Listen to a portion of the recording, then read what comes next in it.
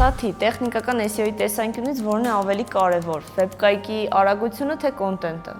Միանշանակ ամեն պարագայում կոնտենտը։ Մենք հաճախ ենք տեսնում, որ Google-ի առաջին 3 հորիզոնականներում հայտնվում են արդյունքներ, որոնք արագության տեսանկյունից ավելի վատն են, քան օրինակ 4-րդ կամ 5-րդ հորիզոնականներում գտնվողները։ Արագությունը կարևոր է այնքան, որ ապահովի կայք այցելողի համար լավ փորձ։ Բայց եթե դու ունես վատ կոնտենտ, բայց գերարագ կայք, դու դրանով ոչ մի բան չես տալիս այցելուին, հետևաբար արժանի չես բարձր հորիզոնականներում լինելու։ Ավելի շատ ջանք ամեն պարագայում պետք է ներդնել լավ կոնտենտ, գրավիչ մետա թայթլ կամ նկարագրություն